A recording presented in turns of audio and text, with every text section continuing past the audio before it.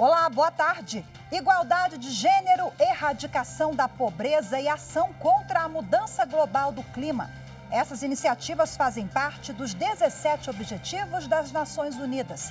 Para discutir a contribuição do Poder Judiciário do Mercosul na concretização da chamada Agenda 2030, o Supremo Tribunal Federal realiza um seminário durante todo o dia de hoje. A Agenda 2030 nas Supremas Cortes do Mercosul é um dos destaques do Jornal da Justiça, primeira edição de hoje. Mas você vai ver também. Eleições 2022. Termina hoje o prazo para solicitar voto em trânsito. Supremo Tribunal Federal decide que indenização por incapacidade ou morte de profissionais da saúde em razão da pandemia é constitucional. A compensação financeira é destinada ao enfrentamento das consequências da crise sanitária e não se trata de despesa obrigatória da União. E ainda, livro lançado no Supremo Tribunal Federal celebra a trajetória do ministro Teori Zavascki.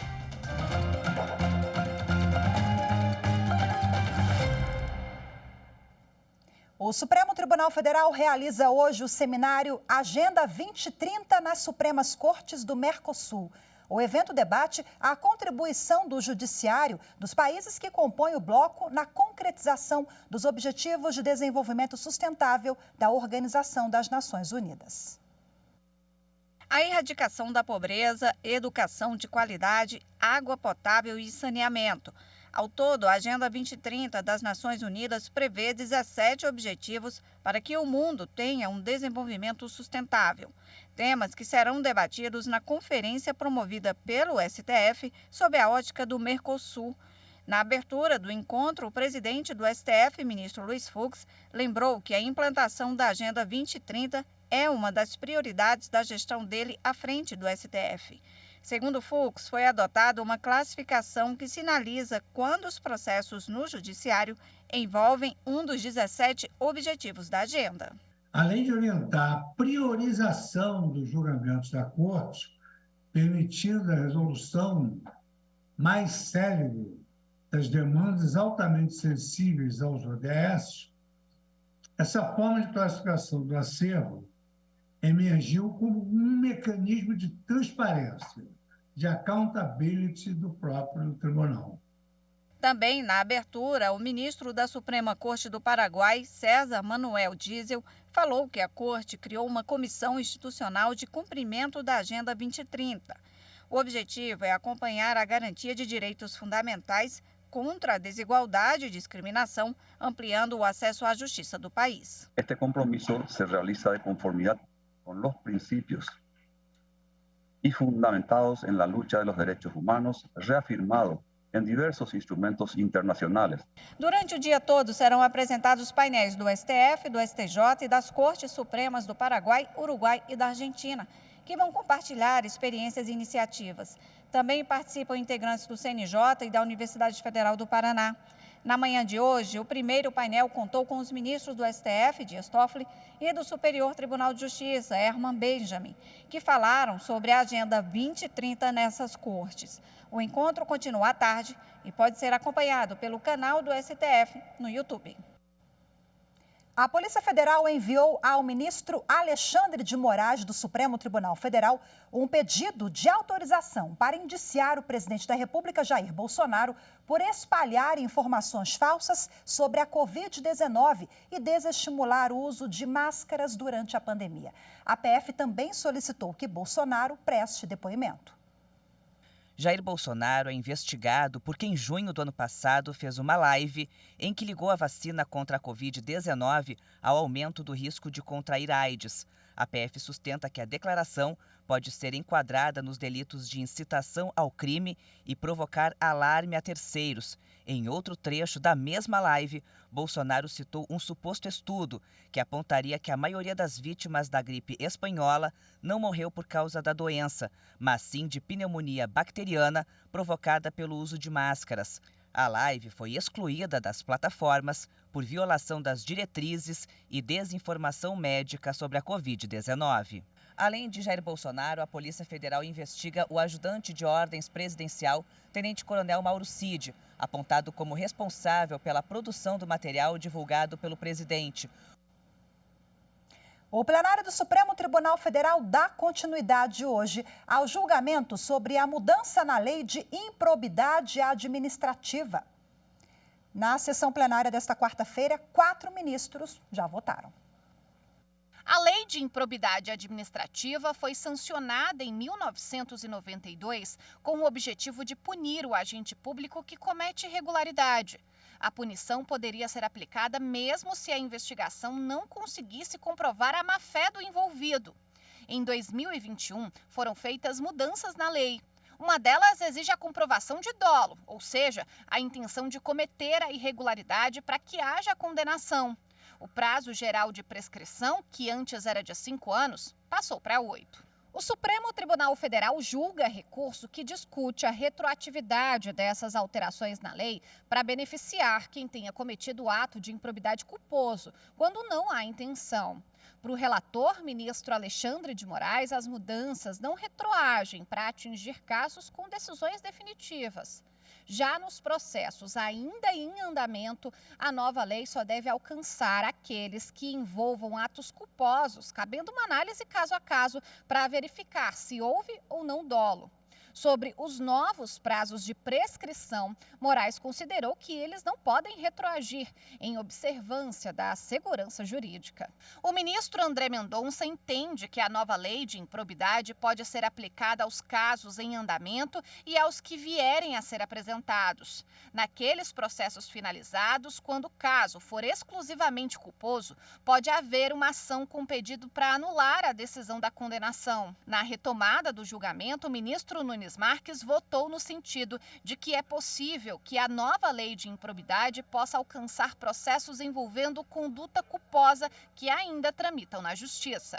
Serão atingidas apenas as ações pendentes em 26/10/2021, que é a data de entrada em vigor, nas quais a. houver acusação da prática de improbidade culposa, sem trânsito julgado da sentença condenatória. B. Tiver transcorrido 8 anos ou mais entre a conduta ímproba, dolosa e a instauração de inquérito civil ou ajuizamento da ação. C. Tiver transcorrido 4 anos depois de ajuizada a ação, sem a publicação de nenhum pronunciamento judicial condenatório ou confirmatório de condenação. Os ministros Edson Fachin e Luiz Roberto Barroso se manifestaram pela não retroatividade da nova lei, nem mesmo para as condutas culposas praticadas antes de sua vigência. Ao meu ver, reconhecer a irretroatividade da nova lei de improbidade administrativa significa reconhecer que ela não se aplica às condutas culposas praticadas antes de sua vigência, não havendo importância a existência de investigação, processo, sentença ou trânsito em julgado.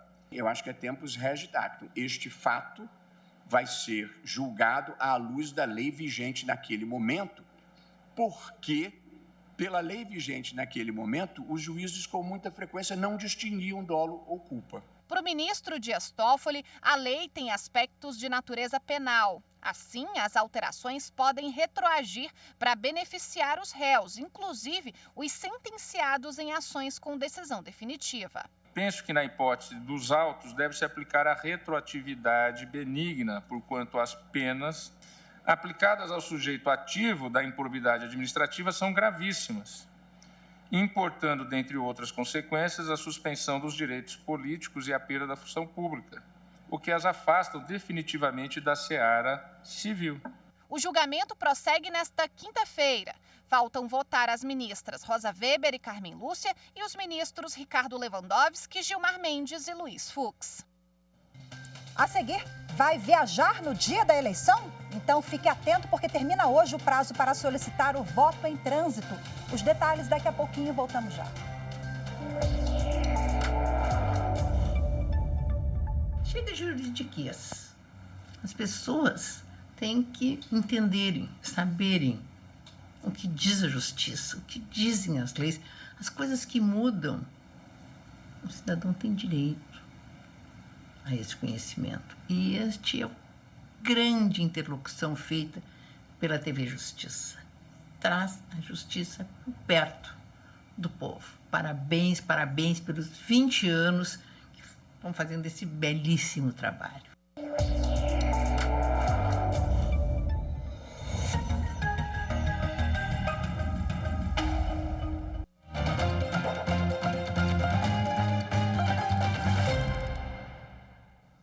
Agora vamos falar de eleições. Hoje é o último dia para fazer requerimento, alteração ou cancelamento da permissão para o voto em trânsito, que é aquele recurso que permite ao eleitor votar fora do local de origem.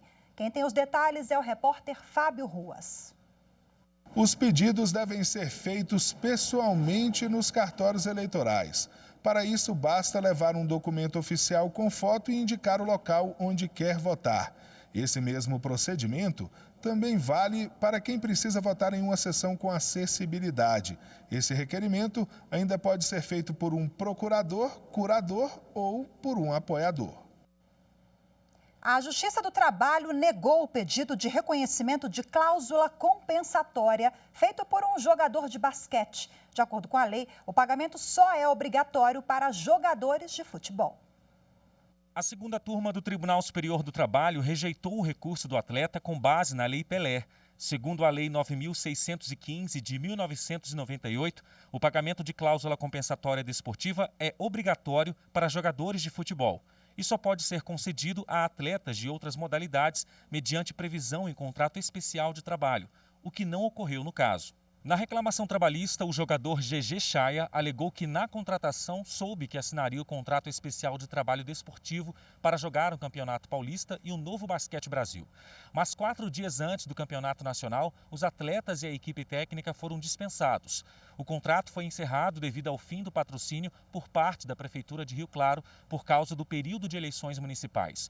O jogador então pediu o recebimento de cláusula compensatória desportiva e o reconhecimento do vínculo empregatício. O Tribunal Regional do Trabalho da 15ª Região, em Campinas, São Paulo, manteve a sentença de primeiro grau que reconheceu o vínculo, mas negou a cláusula compensatória. O TRT observou que, no caso, nem sequer havia contrato profissional. Assim, não se poderia presumir que a cláusula compensatória estaria presente na contratação do atleta. O processo chegou ao Tribunal Superior do Trabalho. O relator do caso, na segunda turma, ministro José Roberto Pimenta, votou pelo desprovimento do recurso do jogador. O ministro reforçou que o artigo 94 da Lei Pelé estabelece que a cláusula compensatória desportiva será obrigatória exclusivamente para atletas e entidades de prática profissional de futebol, sendo facultada às demais modalidades desportivas. A conclusão, que decorre inexoravelmente dos dispositivos legais que aqui citei, é que a reclamada não possuía essa obrigação legal de contratação do atleta profissional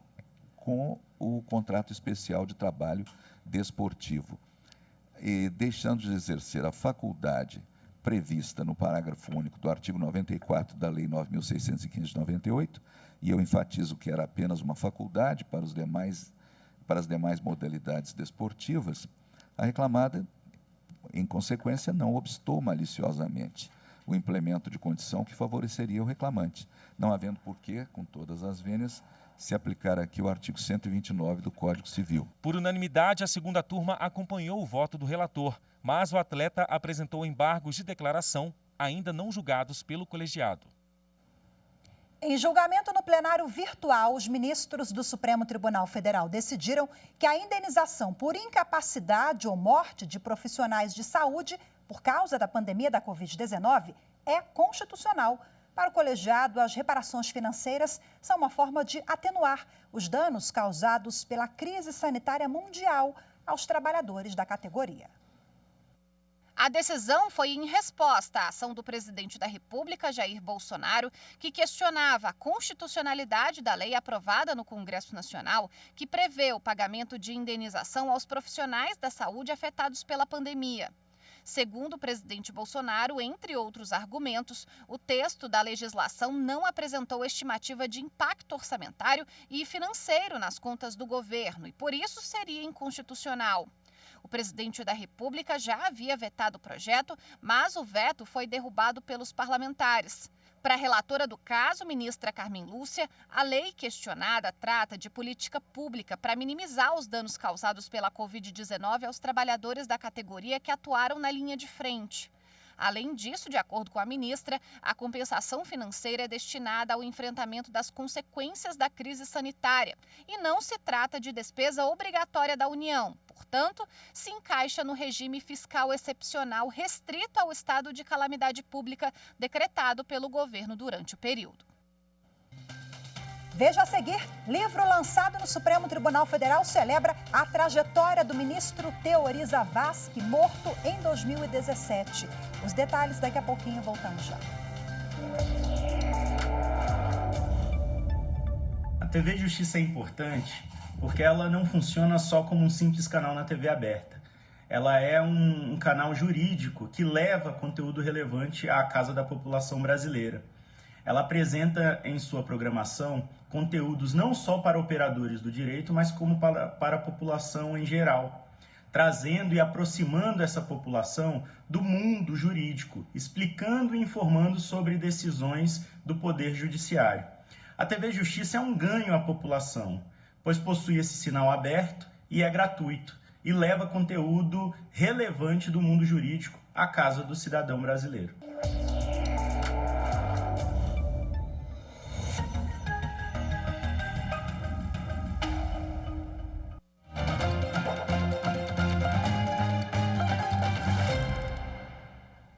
O general de Exército Lourival Carvalho Silva tomou posse como ministro do Superior Tribunal Militar.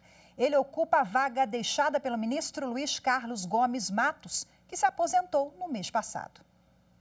A cerimônia de posse do mais novo ministro do Superior Tribunal Militar, Lourival Carvalho Silva, aconteceu no plenário do tribunal e contou com a presença de diversas autoridades. Dentre elas, o ministro de Estado-chefe do Gabinete de Segurança Institucional da Presidência da República, general Augusto Heleno, a vice-procuradora-geral da República, Lindora Araújo, e o procurador-geral de Justiça Militar, Antônio Duarte. O general assume a vaga do ministro Luiz Carlos Gomes Matos, que se aposentou em julho deste ano, após completar 75 anos, idade limite para permanecer no serviço público. Lourival Carvalho formou-se em Ciências Militares na Academia Militar das Agulhas Negras. Dentre várias funções que assumiu ao longo de sua carreira no Exército, a última foi a de chefe do Departamento Geral do Pessoal.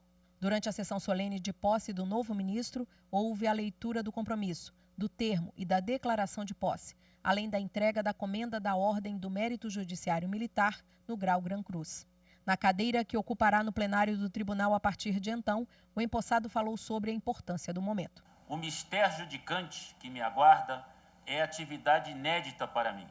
E não tenho dúvida que, para desempenhá-la à altura do que já vem sendo brilhantemente executado pelos eminentes componentes desta respeitável corte, muito me será exigido. Afinal, estar-se-á a deliberar sobre o futuro daqueles que, em tese, violaram de algum modo os princípios e valores caros às Forças Armadas, instituições brasileiras positivadas pela Constituição Federal como nacionais e permanentes, devotadas em toda a sua dimensão histórica, política e jurídica à defesa da pátria e à garantia dos poderes constitucionais. O ministro-presidente do STM, Lúcio Mário de Barros Góes, fez seu discurso no encerramento da sessão solene. Parabéns, ministro Carvalho. Seja muito bem-vindo ao Superior Tribunal Militar. Olha, é um desafio novo, uma experiência diferente, mas muito gratificante.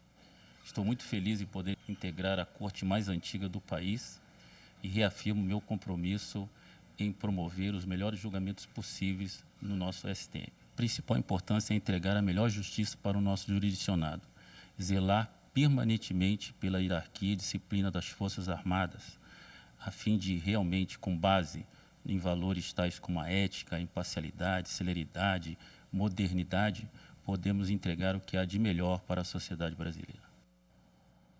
Às vésperas de se aposentar, o ministro Félix Fischer, do Superior Tribunal de Justiça, recebeu homenagens na Corte Especial e nos colegiados de Direito Penal do STJ. O ministro ficou mais de 25 anos no Superior Tribunal de Justiça.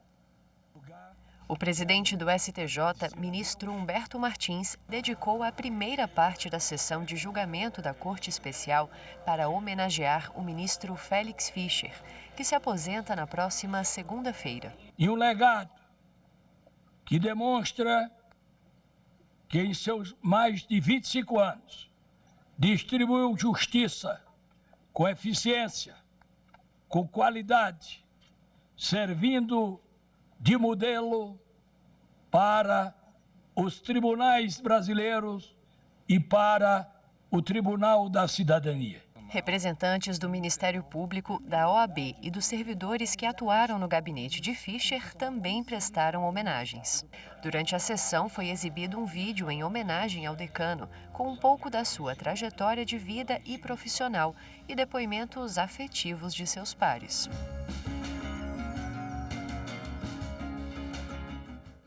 Fischer também surpreendeu os colegas com a exibição de um depoimento. O mínimo que se espera de todos nós é excelência na prestação jurisdicional. Que seja essa a motivação dos que embarcam no direito. E nunca é demais lembrar as palavras de Shakespeare: bem está o que bem acaba. As homenagens também aconteceram nos colegiados de direito penal do STJ. Os ministros destacaram a relevância do trabalho do ministro Félix Fischer nos mais de 25 anos dedicados ao tribunal. Tive o privilégio de poder aproveitar da experiência, da competência e da astúcia do ministro Félix Fischer, manifestada em cada voto, em cada intervenção. Félix Fischer defende não ser possível aplicar o direito sem atentar para o lado humano. Cauteloso, sempre acompanhou a jurisprudência desta Corte, seguindo a ideia de que alterá-la traria insegurança jurídica. Existem momentos inesquecíveis, coisas inexplicáveis e pessoas incomparáveis. Ministro Félix Fischer, Vossa Excelência é uma pessoa incomparável. E assim guardo a minha toga, que com muita honra e respeito usei para julgar. A trajetória do ministro do Supremo Tribunal Federal, Teori Zavascki, morto em 2017, está contada no livro Eis aí Suas Rosas. A publicação foi lançada no Supremo Tribunal Federal. No Museu do Supremo Tribunal Federal, um painel com a foto de Teori Zavascki. O livro Eis aí Suas Rosas é um tributo ao ministro. Foi editado pela Associação Senhora de Lourdes de Santa Catarina, mesmo estado onde Teori nasceu. A publicação tem prefácio do ministro aposentado Celso de Mello e declarações de familiares, ministros do Supremo, amigos e autoridades. O lançamento contou com a presença de muitas pessoas que colaboraram com a publicação. Teori Zavascki foi juiz do Tribunal Regional Eleitoral no Rio Grande do Sul, desembargador no Tribunal Regional Federal da 4ª Região e ministro no Superior Tribunal de Justiça. Aqui no Supremo Tribunal Federal, foi ministro por apenas 4 anos. Em janeiro de 2017, sofreu um acidente de avião em Paraty, no litoral do Rio de Janeiro. Teori Zavascki morreu aos 68 anos. Em 15 de agosto de 2023, ou seja, daqui a menos de um ano aproximadamente, o ministro Teori Zavascki completaria 75 anos, data em que deixaria o Supremo Tribunal Federal em razão da aposentadoria compulsória. Mas, infelizmente, aquele acidente trágico ocorrido em 19 de janeiro de 2017 nos privou de sua convivência e deixou um vazio que tentamos preencher em ocasiões como essa, em que celebramos a sua trajetória pessoal e profissional. O advogado Francisco Zavascki, um dos filhos de Teori, falou emocionado sobre o pai. É, para nós familiares, motivo de muita alegria. Tenho certeza que o pai está aqui conosco, está velando e cuidando do Supremo Tribunal Federal e está muito feliz com a união da Corte, que acima de tudo era o que o pai pregava. E tenho certeza, ministro Alexandre, o pai está muito tranquilo com a substituição. Tenho certeza que Vossa Excelência, ao longo dos anos, tem sabido com muita maestria cumprir o que para nós familiares é uma cadeira no Supremo muito carinhosa e muito especial. Bom, em breve nós teremos aqui no Supremo Tribunal Federal uma exposição em homenagem ao ministro Teori Zavascki. Mais informações ao longo dos próximos dias aqui no Jornal da Justiça. Hoje ficamos por aqui. Muito obrigada pela sua companhia. Ótima tarde. Até amanhã. Tchau, tchau.